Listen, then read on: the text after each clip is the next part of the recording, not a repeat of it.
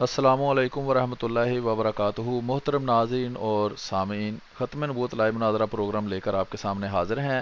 پچھلے کچھ پروگراموں سے ہم مسیح موعود علیہ الصلوۃ والسلام ذلی اور بروزی طور پر محمد صلی اللہ علیہ وآلہ وسلم ہیں، اس پر کیے گئے اعتراضات کے جوابات ہم دے رہے ہیں۔ یہ اس اعتراض کے جواب کا 5واں حصہ ہے۔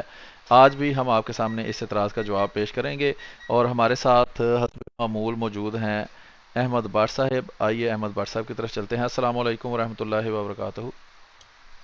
جی وعلیکم السلام ورحمۃ اللہ وبرکاتہ، اور میری طرف سے تمام سننے والوں کو السلام علیکم ورحمۃ اللہ وبرکاتہ۔ جی وعلیکم السلام ورحمۃ اللہ وبرکاتہ۔ حوالہ جات ہمارے پاس موجود ہیں، تو پہلے حوالے کی طرف ہم چلتے ہیں۔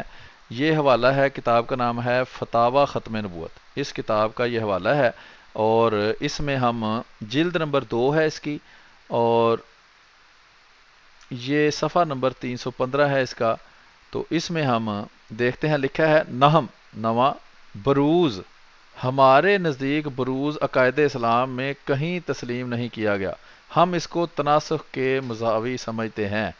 اور یہ جو اعتراض ہے، یہ یاد رکھیں کہ یہ جماعت احمدیہ کی مخالفت میں یہ کتاب لکھی گئی ہے۔ آج کل آپ کو پتہ ہے حضرت مسیح موعود علیہ الصلوۃ والسلام کے بعد جو ہے وہ ختم نبوت کا مطلب ہی احمدی مسلمانوں کی مخالفت ہے، تو یہ خاص احمدی مسلمانوں کی مخالفت میں یہ کتاب لکھی گئی ہے، اس لیے اس میں انہوں نے انکار کیا ہے کہ بروز کو ہم نہیں مانتے اور یہ غیر اسلامی عقیدہ ہے وغیرہ وغیرہ، اور یہ اس کو تناسخ کے مساوی سمجھتے ہیں جو کہ ہندوؤں کا عقیدہ ہے۔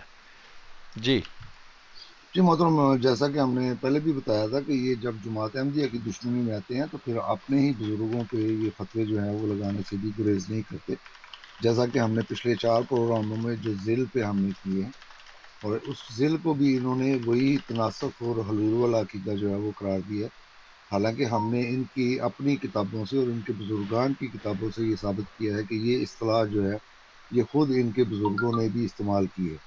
تو اب وہی فتویٰ جو یہ یہاں پہ جماعت کی مخالفت میں لگا رہے ہیں، اب یہ ان بڑوں پہ بھی لگائیں، اس کے بعد پھر آ کے ہم سے بات کریں، پہلے اپنے گھر کی صفائی جو ہے وہ اچھی طرح کریں۔ اسی طرح اسی سلسلے میں آج ہم جو بروز کے حوالہ جات ہیں جو ان کے متفق علیہ بزرگ ہیں ان کی کتابوں سے انشاءاللہ دکھائیں گے۔ جی محترم۔ جی، تو یہ اگلی کتاب ہے، کتاب کا ٹائٹل آپ دیکھ رہے ہیں، تذکرہ مشائخ چشتیہ صابریہ اقتباس الانوار، اور یہ آپ دیکھ سکتے ہیں کہ کتاب کا صفحہ نمبر 110 ہے، 111، اور پھر اس کے بعد 112 میں لکھا ہے حضرت علی رضی اللہ تعالیٰ عنہ کی روحانیت سے حضرت سلمان فارسی رضی اللہ تعالیٰ عنہ کی امداد۔ اس میں آخر پر لکھا ہے کہ آج تک کاملین کی روحانیت سے اہل بصیرت کو تمام امور پر صریحی امداد ملتی چلی آتی ہے، بلکہ ان کی روحانیت بعض اوقات ارباب ریاضت پر اس طرح پر تصرف کرتی ہے کہ اس کے فعال کے فاعل بھی خود ہو جاتی ہے۔ اس مقام کا نام صوفیہ کرام کی اصطلاح میں بروز ہے۔ ٹھیک ہے جناب، تو یہ دیکھ لیں کہ صوفیاء کی اصطلاح میں بروز کس کو کہتے ہیں۔ بروز اور تناسخ میں یہ فرق ہے کہ کفار کا خیال ہے کہ جب روح ایک جسم سے نکلتی ہے تو اس عورت کی رحم میں داخل ہو جاتی ہے جس کو 4 ماہ کا حمل ہو اور بچہ بن کر ظاہر ہوتی ہے، اسے تناسخ کے نام سے منسوب کرتے ہیں۔ یہ عقیدہ بالکل باطل ہے۔ بروز کا مطلب یہ ہے کہ کاملین کی روحانیت میں، یعنی کہ یہ دیکھ لیں کہ وہ بروز اور تناسخ میں فرق بتا رہے ہیں، حالانکہ پچھلا جو معترض تھا، اعتراض کرنے والا جماعت احمدیہ کی مخالفت میں جس نے یہ بات رہی، وہ کہتا ہے جی بروز کا اسلام سے کوئی تعلق نہیں، اور تناسخ کے برابر ہم اس کو سمجھتے ہیں، اور یہاں واضح طور پر بروز اور تناسخ کو الگ الگ کر کے ان کی وضاحت کی گئی ہے کہ بروز تناسخ نہیں ہے۔ بروز کا مطلب یہ ہے کہ کاملین کی روحانیت کسی اور کامل بزرگ کے جسم میں تصرف کرتی ہے اور اس کے افعال کی فاعل بن جاتی ہے، جیسا کہ ذات باری تعالیٰ نے آگ کی صورت میں درخت میں ظاہر ہو کر حضرت موسیٰ علیہ الصلوۃ والسلام پر تجلی فرمائی اور زبان حال سے فرمایا انی انا اللہ، میں اللہ ہوں۔ میر سید حسن سادات شرح فصوص الحکم میں لکھتے ہیں، یہ فصوص الحکم صوفی ازم کی ہی بہت مشہور کتاب ہے، میں لکھتے ہیں کہ محققین کے نزدیک یہ بات ثابت ہے کہ یہ سیدنا محمد صلی اللہ علیہ وسلم تھے جنہوں نے آدم کی صورت میں ظہور فرمایا۔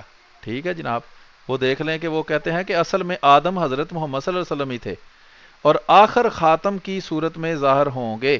یہ بروز ہے نہ کہ تناسخ۔ وہ کہتے ہیں کہ حضرت آدم بھی بروزی طور پر حضرت محمد صلی اللہ علیہ وآلہ وسلم تھے اور یہ تناسخ نہیں ہے۔ بعض کا تو یہ خیال ہے کہ حضرت عیسیٰ علیہ الصلوۃ والسلام کی روح امام مہدی کی صورت میں بروز کرے گی۔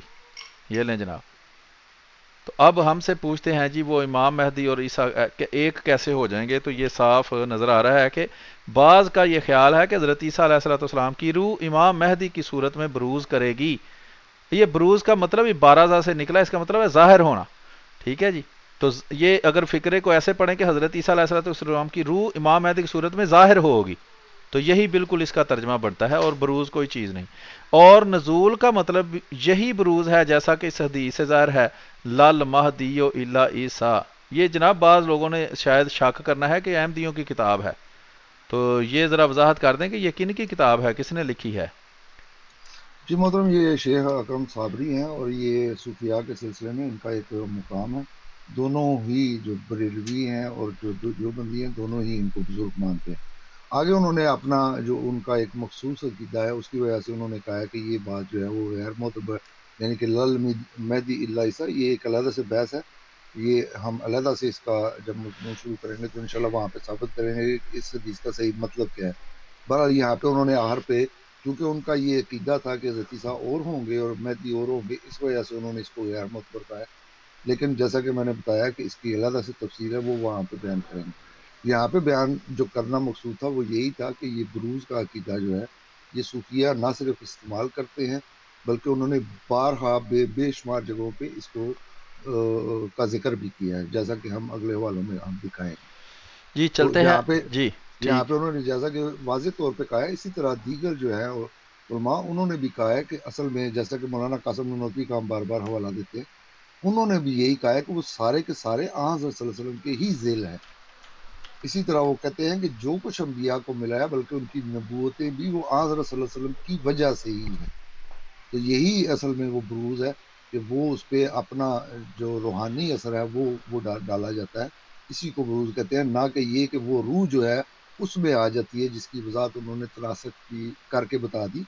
اور خود حضرت مسیح موعود علیہ السلام نے بھی تناسخ اور حلول کا رد کیا ہے، جیسا کہ ہم بار بار پچھلے پروگرام میں جو ہے اس کا ذکر کر چکے ہیں. جی اگلے حوالے کی طرف. اور وہ والے حوالہ جات انشاءاللہ آخری پروگرام کے اندر ہم دکھائیں گے بھی، جس میں حضرت مسیح موعود علیہ السلام کے کلام سے یہ ساری باتیں ہم آپ کے سامنے پیش کریں گے. ہم اگلے حوالے جی کی طرف چلتے ہیں. یہ ہے جی مجموعہ رسائل امام شاہ ولی اللہ محدث دہلوی رحمۃ اللہ علیہ، جلد ہشتم، حصہ دوم.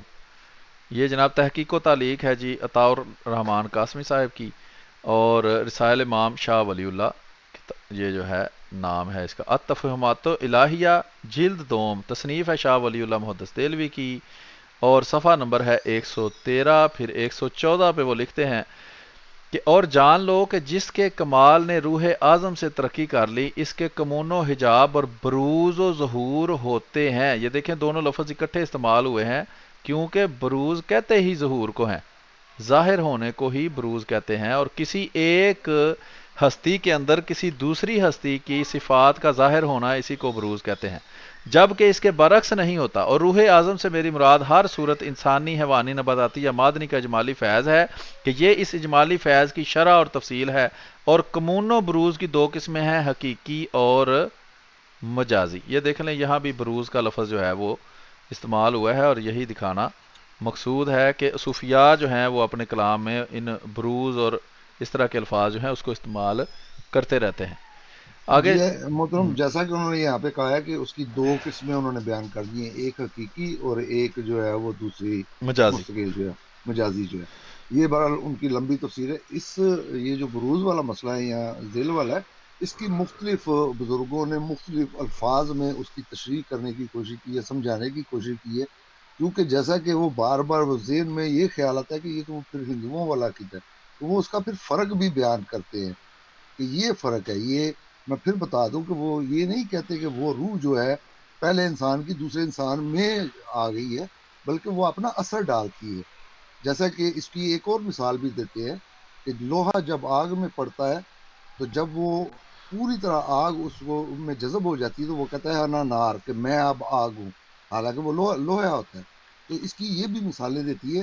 میں کوشش کروں گا کہ وہ حوالہ اب میرے دماغ میں آیا تو انشاءاللہ میں وہ لوہا اور آگ والا جو ہے، کیونکہ وہ بھی اسی مثال کو سمجھانے کے لیے وہ بیان کرتے ہیں.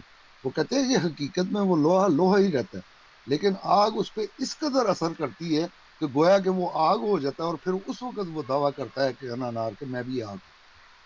جی محترم، آگے بھی دیکھ لیں ایک دفعہ اس جی کو آخر پہ تو یہ اس صفحے کے آخر پہ 114 نمبر کے آخر پہ لکھا ہے، اور حقیقت کی بھی چند قسمیں ہیں، اس میں ایک یہ کہ آدمی اس امر سے پوشیدہ ہو جاتا ہے کہ احکام ناسوس سے بلند ہو جاتا ہے اور وہ ملکوت کے مشابہ ہو جاتا ہے، ملکوت سے یہ ملک یعنی فرشتہ بن جاتا ہے، وہ ملکوت کے مشابہ ہو جاتا ہے، تو لوگ اس کو نہیں دیکھتے حتیٰ کہ اللہ اس کے ظہور کا فیصلہ فرماتا ہے، خواہ نوع انسانی کی نسل کی ہلاکت کے بعد ان کے قیام کے لیے یا ملت کے ناپید ہونے کے بعد اس کے قیام کے لیے، جیسا کہ عیسیٰ علیہ الصلوۃ والسلام کے معاملہ پیش آیا۔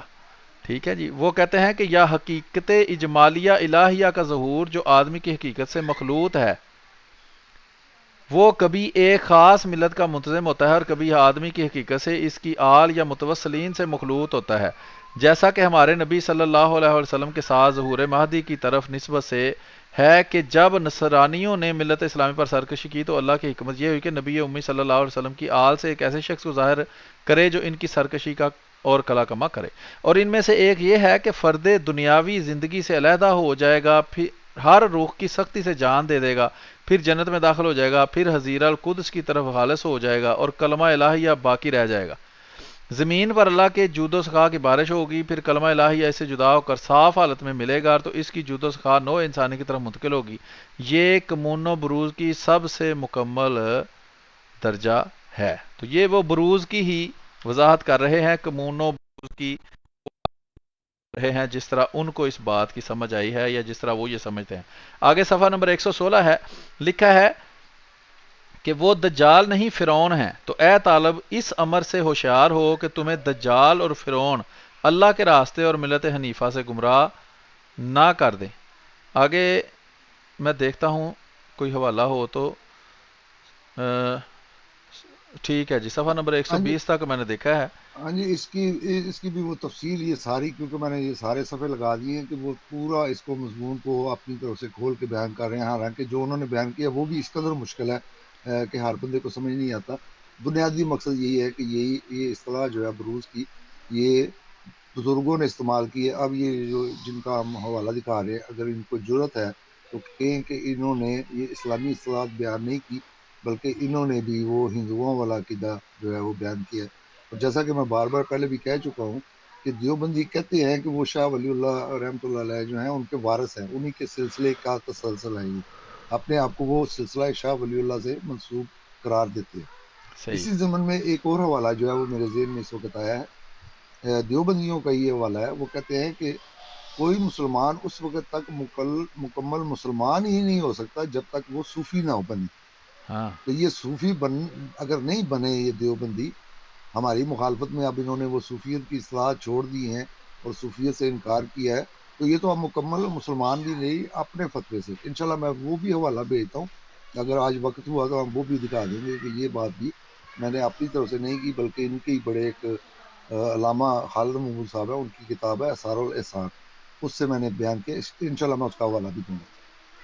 جی ٹھیک ہے، آگے چلتے ہیں۔ حوالہ ہے کتاب کا شرح دیوان حضرت امیر جو ہے کتاب کا نام، اور اس میں ہم آگے دیکھتے ہیں کہ یہ لکھا ہوا ہے و خاتمت مطلقن محمدیہ مہدی است کہ از نسل آ حضرت است و حضرت سید علی ہمدانی قدس سر دارس الفسوس می فرد ماید خاتم الولایت مقیدہ محمد بے مرتبہ قلب محمد وسد و خاتم ولایت مطلقہ بے مرتبہ روح و خاتم ولایت عامہ عیسیٰ است علیہ الصلوۃ والسلام۔ قال شیخ محلی نے یہ بات فرمائی ہے۔ آگے اگلے صفحے پر لکھا ہے، اس کا صفحہ نمبر کوئی نہیں لکھا ہوا، یہ مجھے لگتا ہے کوئی قلمی نسخہ ہے یہ۔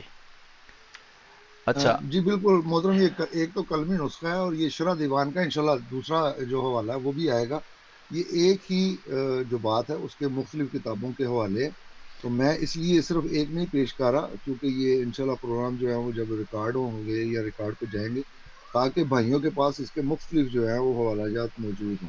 اس جی لیے اس کی فکر آپ نہ کریں، ہو سکتا ہے کہ یہ حوالہ اور 3-4 جگہ پہ مختلف طریقوں سے آئے، تو وہ سارے کے سارے جو ہے اس وقت میں نے لگا دیے ہیں تاکہ بھائیوں کے پاس یہ سارے حوالے جو ہیں بیک وقت جو ہے پہنچ جائیں۔ اور جو میں ابھی پڑھنے لگا ہوں یہ ہم پیچھے اردو میں پڑھ آئے ہیں پچھلے حوالے میں بھی۔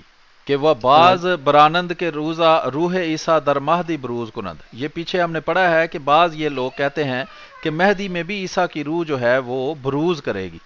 و نزول عیسیٰ عبادت عظیم بروز است و مطابق انیست حدیث لا مہدی الا عیسیٰ ابن مریم. وہ اور کہتے ہیں کہ ان کی جو یہ خیال ہے وہ اس حدیث کی بنیاد ہے کہ لا مہدی الا عیسیٰ، اور اس کے آگے وہ بھی نہیں لکھا ہوا کہ میں اس کو مانتا ہوں کہ نہیں مانتا. آگے اگلی بات شروع ہوئی ہے کہ صوفی یا قرین سالک و منازل وغیرہ وغیرہ، یعنی کہ انہوں نے یہاں تک کی بات کی ہے کہ بعض لوگوں کے خیال میں عیسیٰ علیہ الصلوۃ والسلام ہی بروزی طور پر مہدی ہیں، کہ عیسیٰ کی روح ہی مہدی میں بروز کرے گی، یعنی کہ وہ عیسیٰ حقیقت میں وہی وجود نہیں ہوگا بلکہ جو مہدی آنے والا ہے وہی اصل میں بروزی طور پر عیسیٰ علیہ الصلوۃ والسلام ہوں گے. اور یہ اسی عبارت کی عربی ہے اور جو اس کتاب میں لکھی ہوئی ہے یہ کلمی نسخے کے اندر.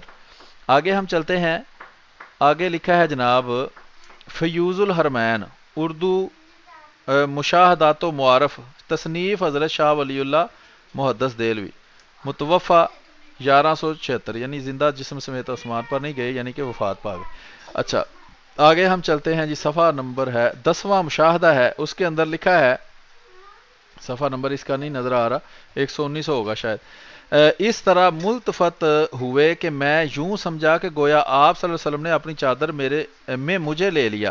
اس کے بعد آپ نے مجھے اپنے ساتھ لگا کر خوب بھینچا اور آپ صلی اللہ علیہ وسلم میرے سامنے رونما ہوئے اور مجھے اسرار و رموز سے آگاہ فرمایا اور نیز خود اپنی ذات اقدس کی حقیقت مجھے بتائی. اور اس ضمن میں آپ صلی اللہ علیہ وسلم نے اجمالی طور پر مجھے بہت بڑی مدد دی، چنانچہ آپ نے مجھے بتایا.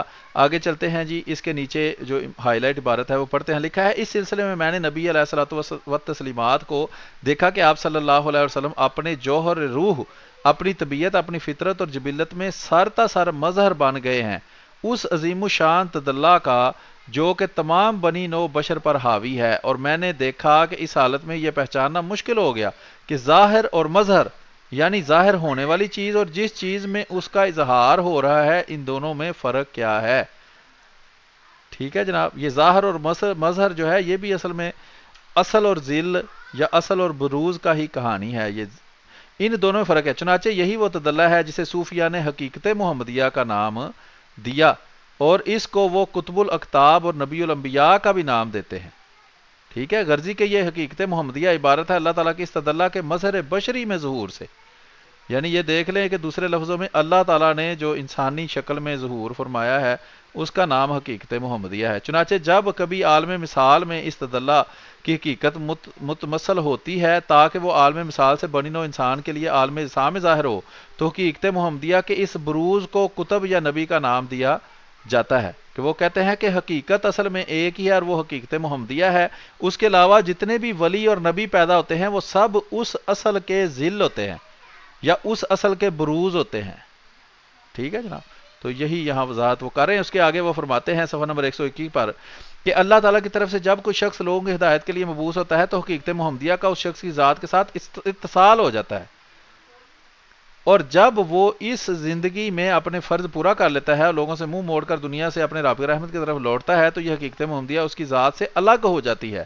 لیکن ان سب کے برعکس جہاں تک ہمارے نبی علیہ الصلوۃ والسلام کا تعلق ہے یہ حقیقت محمدیہ ان کی اصل بعثت میں داخل ہے، اور یہ اس لیے تاکہ آپ صلی اللہ علیہ وسلم قیامت کے دن تمام بنی انسان کے لیے شاہد ہوں، اور نیز اس لیے کہ آپ صلی اللہ علیہ وسلم ذریعہ بنے اللہ تعالیٰ کے لطف و کرم کا اس کے فرما بردار بندوں کی طرف. اور وہ اس طرح کہ آپ صلی اللہ علیہ وآلہ وسلم قیامت کے دن ان سب کی شفاعت کریں. الغرض یہ ہیں وہ وجوہ جن کی بنا پر رسول کریم صلی اللہ علیہ وسلم کی ذات اقدس سے عظیم و شان ہمت کا ظہور عمل میں آیا. چنانچہ آپ صلی اللہ علیہ وسلم کی اس ہمت کا تقاضا یہ ہوا کہ تمام کے تمام انسانوں کو آپ صلی اللہ علیہ وسلم کی رحمت اپنے دامن میں لے لے اور ان سب کی ملکی قوتوں کو بہیمی قوتوں سے امان دلا دے، اور اس طرح آپ صلی اللہ علیہ وسلم کا وجود تمام اقوام کے لیے اللہ کی رحمت کا واسطہ بن جائے. اس کی مثال یوں ہے جیسے قدرت کو نسلوں کی بقا اور تسلسل منظور تھا. یہ اشارہ قرآن کریم کی آیت کی طرف ہے یوم نبعث فی کل امۃ شہیدا علیہم من انفسہم وجئنا بک شہیدا. ٹھیک ہے جی. تو یہ آیت کی طرف اشارہ ہے. آگے صفحہ نمبر 122 پر ہے چنانچہ ہمارے نبی علیہ الصلوۃ والسلام کی ذات اقدس یہ واسطہ بنی، اور یہی وجہ ہے کہ آپ صلی اللہ علیہ وسلم موت کے بعد بھی ہمیشہ خلقت کی طرف متوجہ رہتے ہیں. یہ جناب اور سب کا خیال رکھتے ہیں، اور اسی بنا پر آپ صلی اللہ علیہ وسلم کی ذات تمام انبیاء سے زیادہ اس امر کی مستحق تھی کہ وہ اس تجلی الہی کی کا جو کہ تمام نوع بشری پر حاوی ہے اور جسے صوفیہ نے حقیقت محمدیہ کا نام دی ہے مستقر بنتی، یعنی وہ حقیقت محمدیہ رسول کریم صلی اللہ علیہ وآلہ وسلم پر جاری رہتی ہے، میں یعنی قیام کرتی ہے اور آپ سے دوسروں کو ملتی ہے، اور جب وہ فوت ہوتے ہیں تو یہ حقیقت محمدیہ پھر ان سے الگ ہو جاتی ہے۔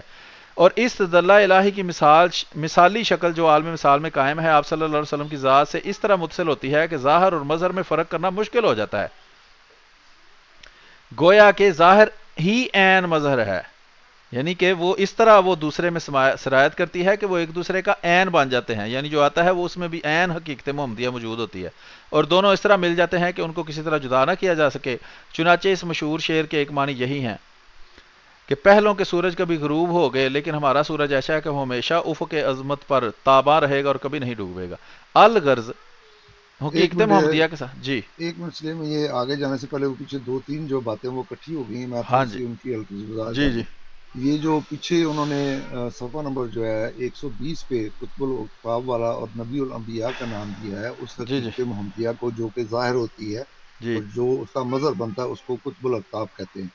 تو بعض کتابوں میں یہ قطب الاقطاب جو ہے یہ خود ان کے ہی بزرگوں کی کتابوں میں یہ بے شمار ہیں جن کو یہ قطب الاقطاب جو ہے وہ مانتے ہیں، وہاں پہ وہ مزید اس کی وضاحت کر کے تو پھر یہ فلسفہ جو ہے وہ یہاں پہ بیان نہیں کرتے جو کہ یہاں پہ حضرت شاہ ولی اللہ نے رحمۃ اللہ علیہ نے یہاں پہ اس کی وضاحت کی۔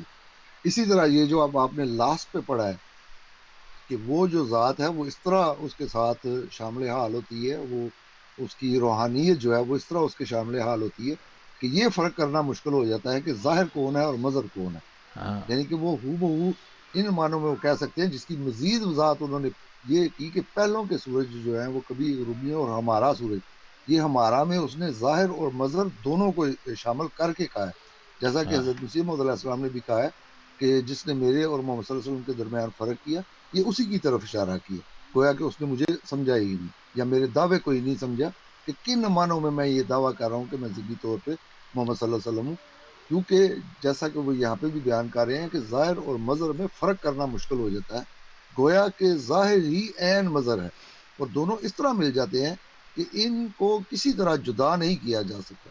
یہی وہ مضمون ہے جو حضرت مسیح موعود علیہ السلام نے اپنے الفاظ میں بیان کیا ہے۔ تو میں نے کہا کہ یہ دو باتیں جو ہیں ان کی وضاحت کر دیں تاکہ پھر آگے آپ پڑھ سکیں۔ جی محترم۔ آگے لکھا ہے الغرض صفحہ نمبر 123 الغرض حقیقت محمدیہ کے ساتھ نبی علیہ الصلوۃ والسلام کی ذات اقدس کا اتحاد و اتصال میں نے اپنی روح کی آنکھ سے دیکھا اور اس کی کیفیت کو میں سمجھ گیا۔ ٹھیک ہے جی، اور آگے صفحہ نمبر 124 پر ہے اس کے بعد جیسے جیسے زمانہ بدلتا ہے اسی کی اسی کے مطابق اس اصل سے نئی نئی شاخیں اور الگ الگ صورتیں بنتی چلی جاتی ہیں۔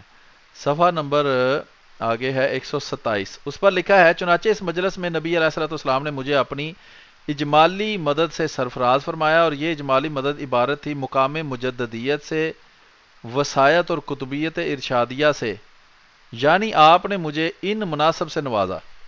بعض لوگ کہتے ہیں جی کسی نے مجدد ہونے کا دعویٰ ہی نہیں کیا آج تک 1400 سال میں، مسیح موعود علیہ الصلوۃ والسلام کے کچھ دن پہلے میں ویڈیو سن رہا تھا تو یہ اس کا جواب ہے، بلکہ اور بھی ہوں گے، لیکن ایک یہ بھی ہے کہ انہوں نے کہا کہ رسول کریم صلی اللہ علیہ وسلم نے مجھے مقام مجددیت، وسایت اور قطبیت ارشاریہ پر سرفراز فرمایا، اور نیز مجھے شرف قبولیت عطا فرمایا اور امامت بخشی، اور تصوف میں میرا جو مسلک ہے اور فقہ میں میرا جو مذہب ہے ہر دو کو اصل اور فرع دونوں اعتبار سے راہ راست پر بتایا۔ سن لیں جناب۔ جی محترم، یہ دیکھیں یہاں پہ وہ یہی کہہ رہے ہیں کہ حضرت صلی اللہ علیہ وسلم نے مجھے یہ مقام مجددیت جو ہے وہ عنایت فرمایا، تو یہ جس کو حضرت صلی اللہ علیہ وسلم جو ہیں وہ جو بھی عہدہ دیتے ہیں یا ان کے توسط سے جو بھی ملتا ہے وہ ہر ایک کی اپنی جو حالت ہے اس کی مناسبت سے ہے، بعضوں کو ولی کا درجہ مل جاتا ہے، بعضوں کو شہید کا، بعضوں کو ولی کا، صدیق کا، اسی طرح ایک ہے جو آنے والا ہے جس کو حضرت صلی اللہ علیہ وسلم نے نبی بھی کہا ہے۔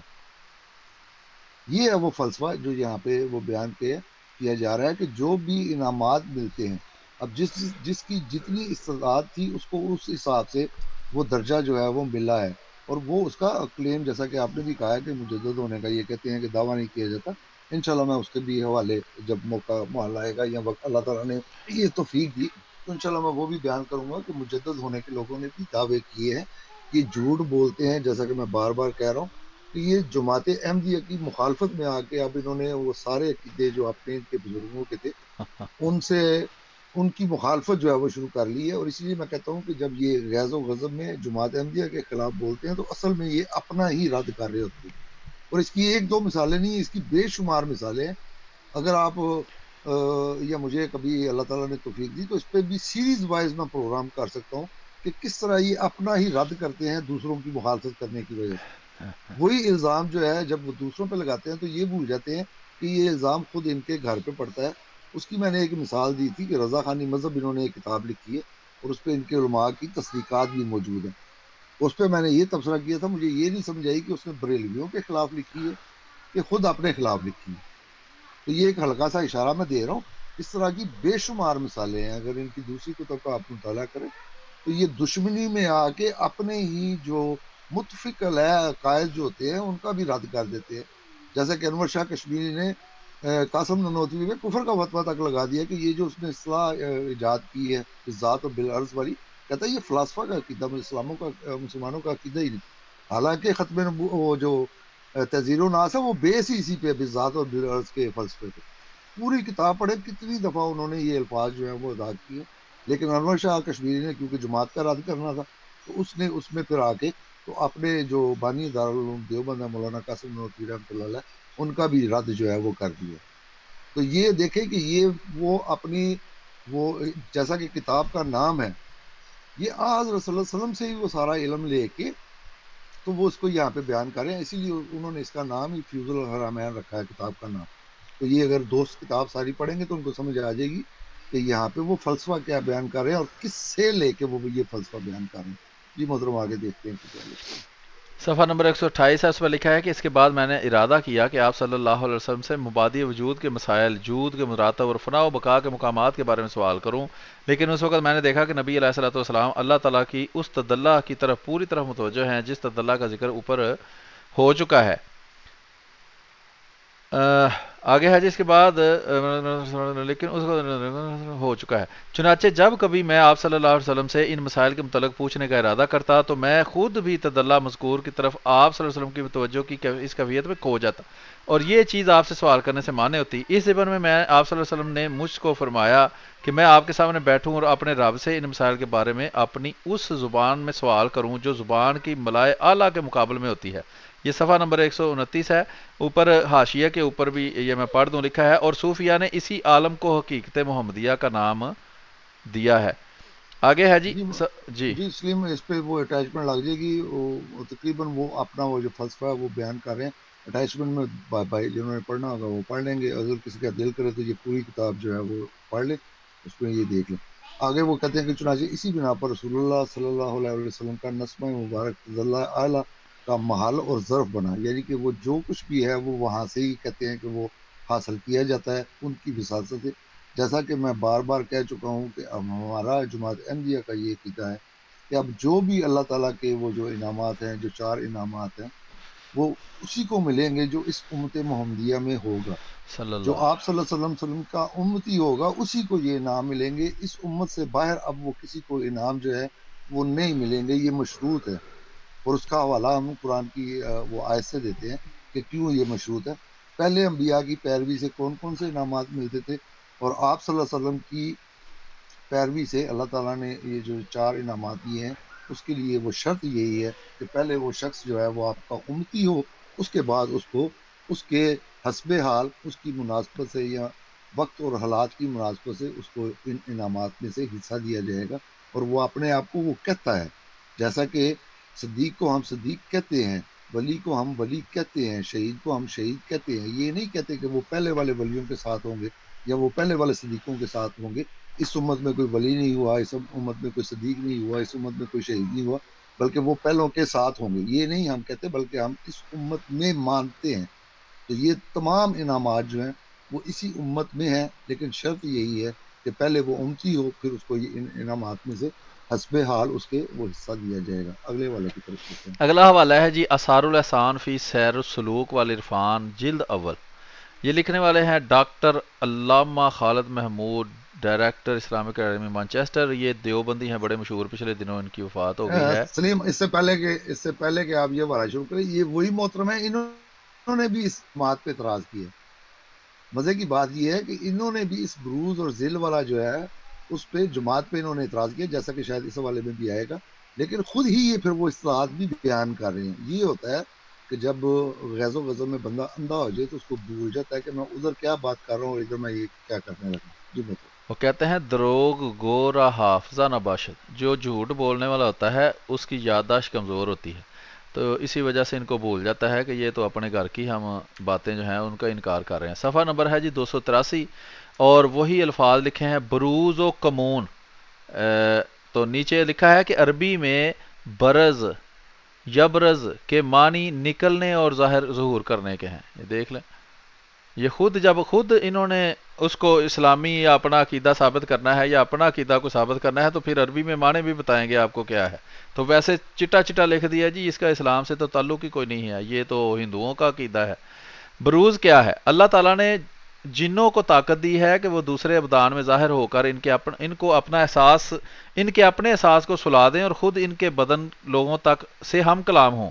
ये जिन किसी दूसरे मुर्दा जिस्म में दाखिल नहीं होते, दूसरे जिंदा बदन में आते हैं और इसमें अपने आप को जाहिर करते हैं। अल्लाह ताला बाज कामलीन अरवाह को भी ये ताकत बख्श दी, तो इसमें ताज्जुब ना करना चाहिए। ये एक इंसान का दूसरे इंसान में बरूज होगा।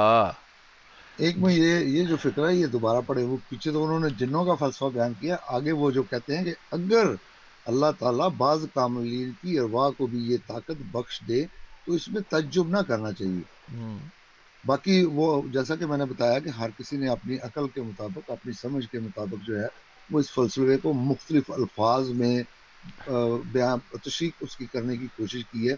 तो ये अल्लामा खालिद महमूद साहब जो है, इनकी अकल और समझ जो है वो उसी से अंदाज़ा हो जाता है कि जिसकी वो वजाहत कर रहे हैं उसी पे फिर वो आगे जाके इतराज़ भी करते हैं। तो इस वजह से उनके बाज़ अल्फाज जो हैं वो दिखाना मकसूद नहीं है, असल दिखाना यही मकसूद था। जैसा कि आपने वजाहत कर दी कि ये फिर उसके अरबी के जो है वो उसको इस्लामी रंग अपनाने के लिए कहाँ कहाँ से फिर हवाले लेके आते हैं। जी आगे पढ़ते हैं। लिखा है जिन्नात का या अरवा का इन दूसरे अबदान में ज़हूर या इनका बरूज। ये देख लें, ज़हूर और बरूज एक ही लफ्ज़ है, ये कोई ऐसा नहीं लफ्ज़ के पहली दफ़ा इस्तेमाल किया गया है। ज़ाहिर होने को ही बरूज कहते हैं। जो इस बदन में ज़ाहिर हो हुआ है, अब इस बदन से वो जिन ही बोल रहा है, ना कि वो शख्स अव्वल। इसकी रूह इस वक्त कहाँ होती है, ये एक दूसरा मौजू है, वो बाद में बताएंगे आपको।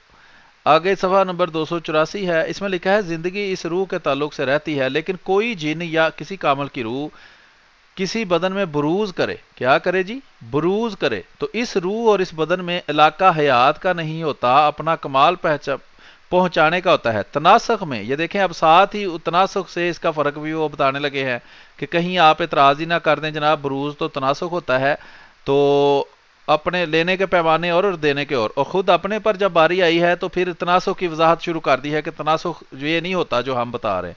तनासुख में रूह का ताल्लुक इस दूसरे बदन से हयात का माना जाता है और वो दायमी होता है जब तक कि वो बदन मुर्दा ना हो पाए। बरूज के मुकाबल कमून है। बरूज रूह का दूसरे बदन में अपने कमालात लेकर आना है और कमून इन कमालात का फिर से इसे इसी पहले बदन में सिमट आना है। ठीक है जनाब, ये अब वो बरूज के साथ एक नई बला भी आ गई है, उसका नाम है कमून। अच्छा, कि वो पहला बदन मुर्दा ना हुआ हो, बखिलाफ तनासुख के कि ये तभी होता है कि पहला बदन रूह से खाली और मुर्दा हो चुका हो। यहां भी वो इसको इसमें बरूज में और तनासुख में फ़र्क बता रहे हैं। तो इस तफसील से बरूज व कमून और तनासुख के कुछ फ़र्क आपके सामने आ गए होंगे। ये भी मलहूज रहे कि बरूज में रूह का ताल्लुक अपने असली वजूद से ताल्लुक रखे हुए एक नए बदन से ही नहीं होता, एक वक्त कई अबदान से भी हो सकता है। इमाम रब्बानी मुजद्दद अलफसानी एक खात में जो आपने हज़रत ख्वाजा मोहम्मद तकी की तरफ सादर फरमाया, लिखते हैं कि जब जिनों को अल्लाह ताला की तकदीर से इस किस्म की ताकत हासिल है कि मुख्तलिफ शक्लों में ज़ाहिर होकर अजीबो गरीब काम करें, तो अगर कामिलीन की अरवाह को यह ताकत बख्श दें तो कौन सी ताज्जुब की बात है। ये मकतूब दफ्तर 2 मकतूब नंबर 58 सफ़ा नंबर 169 है उस एडिशन का जिसमें से उसने लिखा है। और बरूज में नफ्स का दूसरे बदन के साथ ताल्लुक इस गर्ज के लिए नहीं होता, बल्कि इससे मकसूद ये होता है कि इस बदन को कमालात हासिल हों और अपने दर्जात तक वासल हो जाएं, जिस तरह के जिन इंसानों के साथ ताल्लुक पैदा करे। फिर वो देखें बरूज की वजाहत कर रहे हैं। آگے چلتے ہیں جی، صفحہ نمبر 285 پر ہے جی۔ یہ یہاں پہ آپ دیکھیں کہ وہ حضرت مسیح موعود علیہ السلام پہ وہ اعتراض کرنے لگے، حالانکہ وہ پیچھے وہ پوری اصرات جو ہے وہ بیان کر رہا ہے۔ یہاں پہ بھی جب وہ ہماری باری آتی ہے تو اس میں وہ ڈنڈی مارنے سے باز نہیں آتے، اس کو پھر وہ ہو بہو والے پہ لے جاتے ہیں۔ تو بہرحال دکھانا جو مقصود ہے کہ وہ دیکھ رہے ہیں کہ وہ اعتراض بھی کر رہے ہیں ہمارے اس نظریے پہ، اور خود دوسری طرف اس کی وہ وضاحتیں بھی کر رہے ہیں۔ تو یہی کہتے ہیں کہ ہر ایک نے اپنے عقل کے مناسب حال جو ہے اس کی وہ وضاحتیں کی ہیں، اور جب یہ پھر اعتراض کرنے پہ آتے ہیں تو ان ساری باتوں کو بھول کے ایک اور اس کو رنگ دے کے تو پھر اس پہ اعتراض کرتے ہیں۔ جی مطلب یہ بھی پڑھ دیں لکھا تاکہ ہے، پھر یہ نہ کہے کہ ہم نے کوئی بات جو ہے وہ چھپائی ہے اس میں، جو انہوں نے جیسے لکھا ہے انشاءاللہ وہ ہم بیان کریں گے۔ لیکن مشائخ مستقیمہ الاحوال کمون و بروز کا ہرگز بیان نہیں کرتے اور ناقصوں کو بلاؤ فتنہ میں نہیں ڈالتے۔ تو اگر بیان ہی نہیں کرتے تو آپ کے جو خاطہ بتا رہے ہیں فلاں فلاں بندے نے خط فلانے فلانے بندے کو لکھا تھا، آپ تک کیسے پہنچ گیا ہے وہ خط؟ جس طرح آپ تک پہنچا ہے اسی طرح وہ ہر بندے تک پہنچا ہے۔ یہ دیکھیں نیچے اعتراض ہو رہا ہے جی، مرزا غلام محمد قادری علیہ السلام نے جب ذلی اور بروزی نبی ہونے کا دعویٰ کیا تو اس کی مراد یہ تھی کہ حضرت صلی اللہ علیہ وسلم کی روحانیت مجھ میں نفوذ کر گئی ہے، جس طرح جن کسی انسان کے میں آ کر اس کی نہیں اپنی بولی بولتا ہے، جب کہتا ہے کہ میں نبی ہوں، یہ میں نہیں کہہ رہا، یہ آواز حضور صلی اللہ علیہ وسلم کی ہے اور میں تو ان کا صرف بروز ہوں۔ اس دعوے کے بعد قادیانی کہتے سنے گئے کہ محمد ہی اتر آئے، اچھا اس کے باعث قادیانی یہ کہتے سنے گئے کہ محمد ہی اتر آئے ہیں ہم میں اور پہلے سے بڑھ کر ہیں اپنی شان میں، ذل اور بروز کسی پر ہمیشہ کے لیے نہیں رہتا۔ لے جناب، وہ کیا ٹائم کا ٹائم بم ہے جو 5 منٹ بعد غائب ہو جاتا ہے؟ مرزا غلام احمد جی۔ حالانکہ وہ پیچھے اسی کی وضاحت کر رہے ہیں کہ یہ اس کی روحانیت ہے، جب تک وہ زندہ رہتا ہے وہ حقیقت محمدیہ اس کے ساتھ رہتی ہے، جب وہ ہاں وفات پا جاتا ہے تو پھر وہ یہ ہوتا ہے کہ پھر وہ کیسے ان کو وہ باتیں جو ہیں وہ یاد نہیں رہتی۔ یہ الفاظ جو ہیں وہ تھوڑے سے مس ہوئے ہیں، جو پروگرام یہ دیکھ رہے ہیں وہ دھیان سے پڑھ لیں۔ یہ جو آخر والا حوالہ ہے کہ حضرت مرزا غلام احمد قادیانی علیہ السلام نے جب ذلی اور بروزی نبی ہونے کا دعویٰ کیا تھا تو اس کی مراد بھی یہی تھی، کہ ان کی مراد بھی یہی تھی کہ آن حضرت صلی اللہ علیہ وسلم کی روحانیت مجھ میں نفوذ کر گئی ہے۔ یہ نہیں کہ وہ خود محمد صلی اللہ علیہ وسلم دوبارہ پیدا ہوئے ہیں، بلکہ یہ روحانیت کی بات تھی۔ اس حد تک اس کے الفاظ جو ہیں وہ صحیح ہے۔ اور جس طرح جن کسی انسان میں آ کر، یہ بہرحال یہ اس کی اپنی ذات ہے، اس کی میں تائید نہیں کرتا کہ اس سے یہ مراد ہے، نہ ہم نے یہ اس سے مراد لی ہے کہ نہ جس طرح ہی حضرت جن جو ہے، مسیح موعود علیہ السلام نے کہیں یہ جی لکھا ہے۔ یہ وہ اپنی طرف سے ہمارے دعوے کو پیش کرنے کی کوشش کر رہا ہے، تو اس سے بہرحال مجھے اختلاف ہے۔ آگے وہ کہتا ہے کہ میں نبی ہوں، یہ میں نہیں کہہ رہا ہوں، یہ آواز حضور صلی اللہ علیہ وسلم کی روحانیت کی ہے۔ یہ بھی بالکل غلط ہے کہ حالانکہ خود ان کے بزرگ جو ہیں وہ یہ کہتے ہیں، جیسا کہ ہم نے پچھلے والے میں دکھایا بھی تھا کہ جب وہ انا الحق کہتے ہیں تو اس وقت وہ خود نہیں بول رہے ہوتے، بلکہ وہ اللہ بول رہا ہوتا ہے، وہ اللہ کے الفاظ ہوتے ہیں۔ تو اب یہ دیکھیں کہ وہی وضاحتیں اور وہی باتیں جو ان کے بزرگ کہہ چکے ہیں کہ سبحانی معظم شانی وغیرہ، وہ اس وقت وہ نہیں کہہ رہے ہوتے بلکہ اللہ کہہ رہا ہوتا ہے۔ یہ اب یہ ہماری طرف منسوخ کر کے اس پہ یہ اعتراض کر رہے ہیں، حالانکہ ان کو اس پہ بھی اعتراض نہیں ہونا چاہیے تھا اگر یہ دعویٰ بھی ہوتا تو، اس لیے کہ خود ان کے بزرگ مانتے ہیں۔ اور اسی طرح ایک اور ہے ان کا دیوبندیوں کا یہ حوالہ ہے ان کے گھر کا ہی، تو اس میں وہ کہتے ہیں کہ مامی کئی نم اور مختلف الفاظ ہیں، اس وقت میرے وہ صحیح معین الفاظ جو ہیں میں نہیں شاید ادا کر رہا، کہ یعنی کہ کرنے والا کون، وہ تو وہی ہے۔ تو اس ہاں کے بارے میں بھی وہ یہ کہتے ہیں کہ وہ الفاظ جو ہیں وہ ان بزرگ کے نہیں تھے، بلکہ وہ اس وقت اللہ تعالیٰ نے ان کو یہ کہا، اور وہ اللہ تعالیٰ کے ہی الفاظ جو ہیں وہ دہرا رہے تھے۔ تو اس لیے یہ نہیں سمجھنا چاہیے کہ یہ بات انہوں نے کی کہ کرنے والا تو میں ہی ہوں۔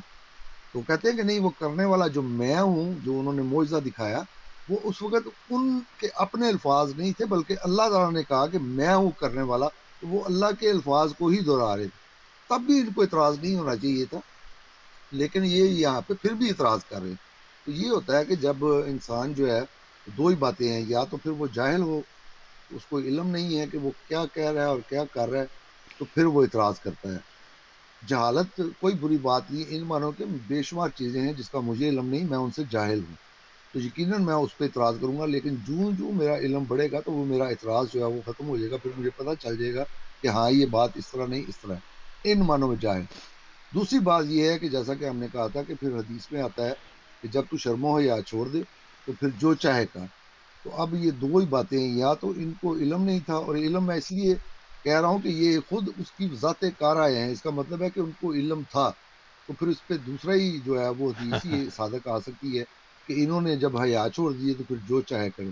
تو جی مطلب آگے دیکھتے ہیں ہم کہ کیا لکھا ہے۔ اس میں احمد بٹ صاحب ایک اور بات بھی غور طلب ہے کہ جس بندے کا مقصد اگلے کی اصلاح ہو یا اپنی اصلاح ہو، یا حق کو پہنچانا ہو یا حق کی تلاش کرنا ہو، وہ اس طرح کے کام نہیں کرتا کہ جانتے بوجھتے ہوئے بھی ایک بات کو غلط رنگ میں پیش کر کے عوام اور ناس جو ہے اس کو دھوکہ دینے کی کوشش کرے۔ قرآن کریم کے اندر جو پچھلے انبیاء کے منکر ہیں اور خود رسول کریم صلی اللہ علیہ وسلم کے منکرین ہیں، یہودی ہیں، اہل بیت، یہ اہل کتاب وغیرہ ہیں، ان کی یہ صفت بیان کرتا ہے کہ وہ یہ غلط کام کرتے ہیں حالانکہ وہ جانتے ہیں۔ یہ بار بار قرآن کریم میں اللہ تعالیٰ نے اس بات کا ذکر کیا ہے تاکہ پتہ چلے کہ وہ لوگ انجانے میں یہ کام نہیں کرتے، وہ لوگ جانتے بوجھتے ہوئے یہ غلط کام کرتے ہیں، جس طرح کہ یہ یہاں صاف نظر آ رہا ہے اور ثابت بھی ہو رہا ہے کہ اس بات کو جانتے بوجھتے ہوئے یہ غلط رنگ میں پیش کر رہے ہیں۔ اچھا، کہتے ہیں جی ذل اور بروز ہمیشہ کے لیے نہیں رہتا، مرزا غلام احمد قادری علیہ السلام اپنی موت تک اپنے ان دعوی پر قائم رہے، سو اس طرح کسی طرح نہیں مانا جا سکا کہ اس کے اندر سے کوئی اور حقیقت بول رہی تھی۔ آگے ہے جی صفحہ نمبر 286، حلول۔ اب وہ کہتے ہیں جی کسی دوسرے کا وجود مستقل طور پر کسی میں اترنا یہ حلول ہے۔ ہندوؤں کا عقیدہ ہے کہ خدا اپنے مقبول بندوں جیسے رام کرشن برہم میں اترا اور دوان میں حلول کر گیا۔ اب یہ اوتار خدائی صفات اور اس کی قدرتوں کے مظہر ہیں۔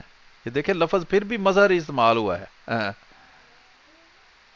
اچھا، اور جب لوگوں کو نفع نقصان دینا انہی کے اختیار میں دیا گیا تو ضرور تھا کہ انسان انہی کے آگے جھکے اور انہی کی عبادت کرے۔ اب یہ جو عقیدہ ہے ویسے جہاں تک مجھے پتا ہے یہ جو سرکاری مسلمان ہیں ان کے اندر باقاعدہ پایا جاتا ہے۔ یہ احمد بٹ صاحب وضاحت کر دیں گے کہ دیوبندی بھی یہ مانتے ہیں کہ جو صوفیاء یا بڑے بڑے قطب الاقطاب یا اس طرح کے جو لوگ ہیں یہ جن کو مانتے ہیں ان کو نفع اور نقصان دینے کا اختیار دیا جاتا ہے۔ بریلویوں کا مجھے پتا ہے اور شیعوں کا بھی مجھے پتا ہے کہ وہ مانتے ہیں کہ جو بزرگ ہیں، صوفیاء ہیں، اولیاء اللہ ہیں جن کو وہ کہتے ہیں عام طور پر، ان کو اللہ تعالیٰ کئی اختیارات دے دیتا ہے، جیسے بچے دینے کا اختیار اور مسائل حل کرنے کا اختیار۔ جیسے کہتے ہیں کہ جو حضرت علی ہیں ان کے بارے میں کہتے ہیں کہ یا علی مدد کے، ان کو اختیار ہے کہ وہ مشکل کشا ان کو کہتے ہیں کہ مشکل حل کرنے کا اختیار ان کو دیا جاتا ہے۔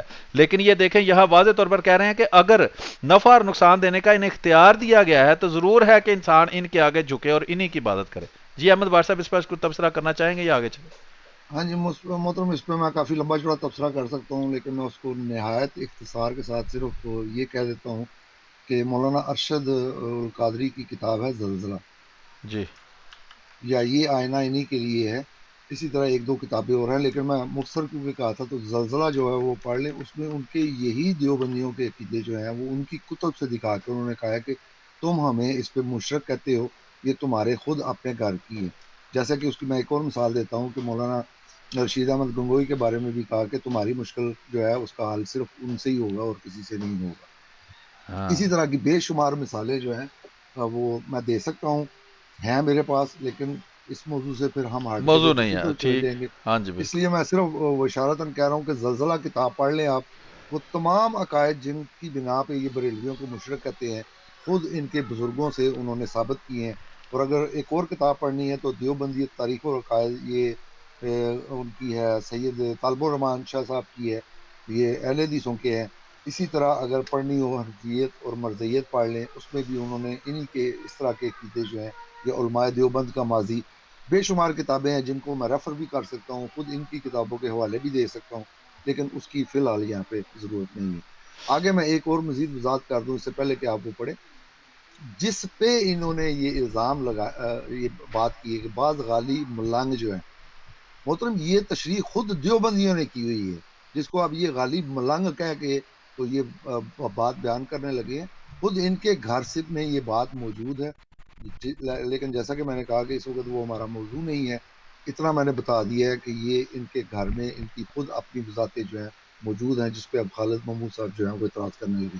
جی محترم آپ یہ پڑھ دیں۔ احمد بٹ صاحب ایک چیز کی اور وضاحت کر دیں کہ یہ خالد محمود صاحب پہلے کرسچن تھے اور پھر وہ انہوں نے یہ والا اسلام اور قبول کر کے دیوبندیت کو قبول کیا تھا، یا آپ کے علم میں ہے کوئی؟ میں نے سنا ہے اس طرح کی کوئی بات تھی۔ جی میں نے بھی یہی سنا ہے ان کے بارے میں کہ پہلے وہ عیسائی تھے اور بعد میں انہوں نے اسلام ٹھیک ہے، قبول پھر کیا اس ہے۔ میں یہ بھی مجھے میرے ذہن میں آیا تھا کہ یہ بھی ہو سکتا ہے کہ ان کا مطالعہ ہی نہ ہو ان کتابوں کا جن میں ان باتوں کو جو ہے وہ قبول کر کے اور ان کی وضاحت کی گئی ہیں، اور انہوں نے انجانے میں اپنا ہی رد کر دیا ہو دوسرے دیوبندی نہیں ساتھیوں محترم، کا۔ میں آپ کی یہ جو ایکسکیوز آپ ان کی طرف سے کر رہے ہیں یہ میں اس لیے قبول نہیں کرتا کہ ابھی اسی کتاب میں انہوں نے خود بروز اور کمون کی جو ہے وہ وضاحتیں کی ہوئی ہیں، اور وہ انہوں نے مکتوبات کا بھی حوالہ دیا ہے، تو اس کا مطلب یہ ہے کہ ان کے علم میں تھا یہ، ٹھیک ہے ورنہ جی، وہ آگے یہ چلتے ہیں جی، صحیح ہے ورنہ تاکہ وہ یہ عنوان باندھ کے تو یہ باتیں جو ہے وہ بیان نہ کرتے، کرتے نا، ان کا ٹھیک۔ علم تھا۔ آگے چلتے ہیں جی، لکھا ہے جی بعض غالی ملنگ منصور بن حجاج کے بارے میں یہی عقیدہ رکھتے ہیں کہ جب خدا اس میں اترا تو اس نے ان الحق کا نعرہ لگایا کہ میں خدا ہوں، تو یہ کہنے والا خدا ہی تھا نہ کہ منصور۔ خدا کا کسی پر اترنا، کسی پر اس کی تجلی تو ہو سکتی ہے، کسی پر اس کی تجلی تو ہو سکتا ہے، لیکن یہ حلول نہیں ہو سکتا۔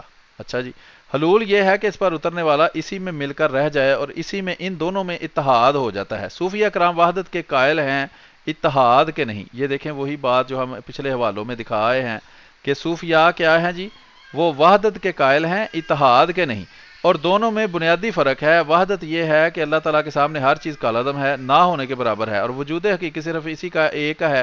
وحدت الوجود میں یہی آواز سنائی دے رہی ہے۔ یہ وحدت الوجود کا عقیدہ آ گیا جی۔ یہ تمثیلی پر آیا ہے جی، کچھ کہنا چاہتے ہیں اس جی؟ میں اس میں وہ جو آپ نے ابھی تھوڑی دیر پہلے ایک بات پوچھی تھی اس کا انہوں نے خود ہی جواب دے دیا ہے، جیسا کہ وہ وحدت اور اتحاد کا فرق جو ہے وہ بتا رہے ہیں۔ اس کا ہاں، مطلب ہے کہ ان کے علم میں یہ تمام اصطلاحات بھی تھی اور وہ تمام باتیں جو ہیں وہ تھیں، اور صحیح۔ جیسا کہ میں نے بتایا کہ یہ منصور بن حلاج والا جو واقعہ ہے یہ خود دیوبندیوں کی کتابوں سے میں اس کا حوالہ دے سکتا ہوں۔ وہ کہتے ہیں کہ وہ کہنے والا اللہ تھا، وہ صرف الفاظ کے دہرانے والے تھے۔ یہ ہم تو دیے اب ہیں، یہ ہم نے حوالے، یہ پہلے حوالے دے چکے ہیں، مجھے اچھی طرح یاد ہے، لگے ہوئے ہیں یہ والے حوالے۔ ہاں ٹھیک ہے، اس وقت میرے دماغ میں وہ ذہن میں نہیں آ رہے، تو نہیں تو میں اس کے پھر انشاءاللہ کبھی پھر دوبارہ بھی دے دوں گا۔ جی ٹھیک ہے، آگے چلتے ہیں۔ لکھا ہے یہ تمثیلی پر آیا ہے، حدیث قدسی میں خود ارشاد باری تعالیٰ ہے، میں اس کی زبان بن جاتا ہوں جس زبان سے وہ بولتا ہے۔ تمثیل کو حقیقت سمجھنا نادان کا کام ہے۔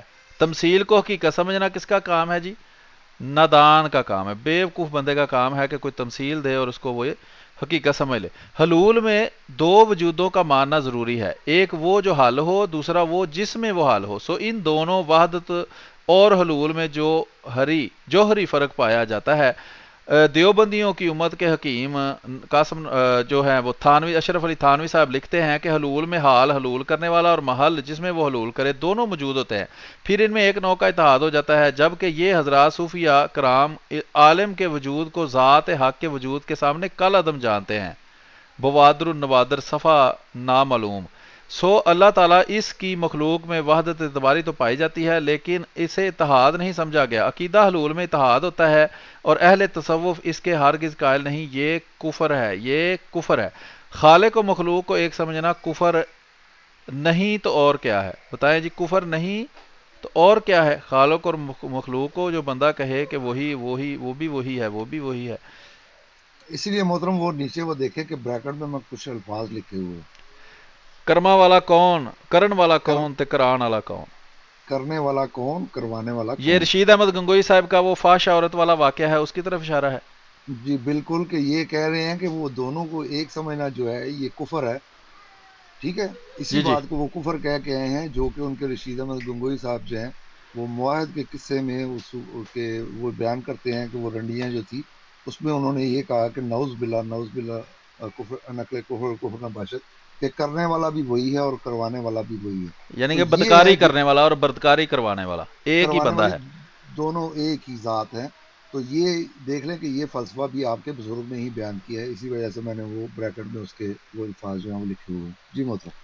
جی آگے چلتے ہیں، صفحہ نمبر جو ہے وہ 487 ہے، 487 ہے، اور لکھا ہے نہایت افسوس ہے کہ ابھی ایک نادان نے وحدت الوجود کی بحث میں ہندو جوگیوں، عیسائی راہبوں اور مسلمان صوفیوں کو ایک ہی لائن میں کھڑا کر دیا اور پھر مولوی روم کو بھی اس صف میں کھڑا کر دیا۔ وہ لکھتا ہے ضروری معلوم ہوتا ہے کہ ہندو صوفی، عیسائی صوفی اور مسلمان صوفی کے بیانات کو ذہن میں رکھ کر پھر آگے سفر کیا جائے، اور یہ کہنے والے کون ہیں؟ مجلہ الدعوہ لاہور، نومبر سن 1997۔ یہ الدعوہ والے میرا خیال ہے وہابی ہیں، وہ اعتراض کر رہے ہیں۔ جی بالکل، کچھ وضاحت آپ نے کر دی، میں اسی لیے مائک کھولا تھا کہ میں بتا دوں جی جی کہ جی اب جو اہل حدیثوں نے یہ اعتراض کیے ہیں، کیونکہ وہ ان کی ان اصطلاحات پہ وہ اعتراض کرتے ہیں، جیسا کہ میں نے کچھ کتابوں کے نام بھی بتائے ہیں، ہاں جی، دیوبندی تاریخ و عقائد، اسی طرح علماء دیوبند کا ماضی، یا اور جو کتابیں ہیں حنفیت اور مرزیت وغیرہ، اس میں یہ انہی کے اس طرح کے فلسفوں پہ جب وہ اعتراض کرتے ہیں، اب یہ اس کا جواب دینے لگا ہے۔ ہاں یہ ہوتا ہے کہ جب جواب دینا پڑے تو پھر ان کا کی اصطلاحاتیں بھی بدل جاتی ہیں، پھر ان کو بہت سی باتیں یاد آ جاتی ہیں، لیکن یہ بھول جاتے ہیں کہ وہی اعتراض پھر انہی الفاظ کو بدلا کے جو ان پہ کیا گیا ہے جب یہ دوسروں پہ کرتے ہیں، یہ ہے جس کو میں ایک وہ خاص لفظ میں اس وقت وہ بولنا نہیں چاہ رہا، یہ ظاہر کرتی ہے یہ ان کم کی از کم منافقت تو یہ ہے ہی ہے کہ نہیں؟ کم از کم منافقت کہہ لیں آپ، ورنہ اس کے لیے وہ جو سخت الفاظ ہیں وہ میرے ذہن میں آ رہے ہیں، لیکن میں وہ یہاں پہ اظہار نہیں کرتا، ٹھیک، سمجھنے والے جو ہیں وہ خود سمجھیں۔ جی محترم آگے چلتے ہیں۔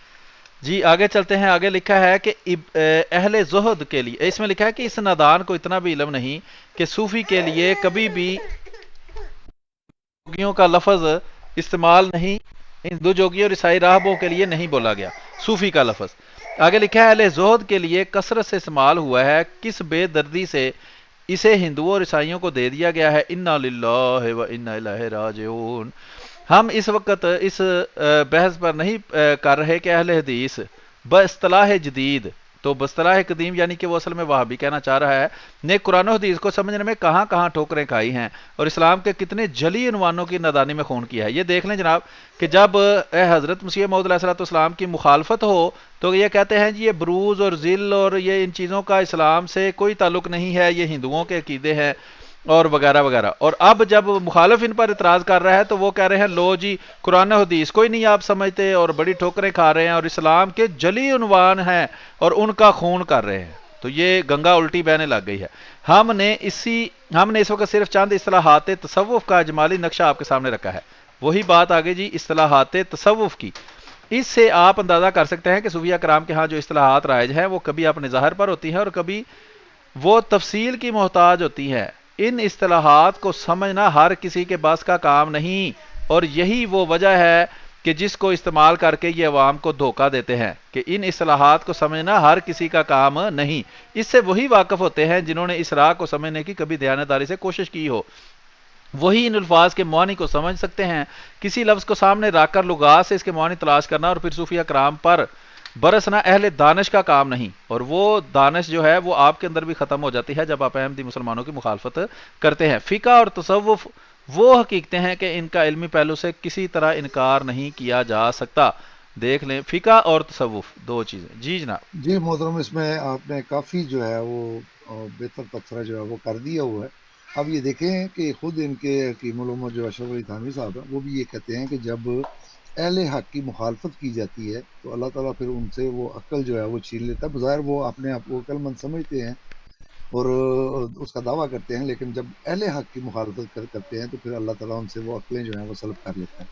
یہاں پہ بھی یہ دیکھیں کہ انہوں نے بالکل اب وہی جواب دیا ہے کہ یہ ہر کسی کے سمجھنے کی باتیں نہیں ہیں، جو وہ دیانت داری کے ساتھ سمجھنا چاہتا ہے اس کے لیے تو کوئی مشکل نہیں ہے، لیکن جو جس کے دلوں میں وہ کجی ہو وہ پھر ان الفاظ کو کہتا ہے کہ وہ لغت سے اس کا مطلب نکال نکال کے، حالانکہ اس کے جو معنی ہیں وہ صرف لغت پہ منحصر نہیں ہے بلکہ وہ اصطلاحیں ہیں، ان کی تفصیلیں ہیں۔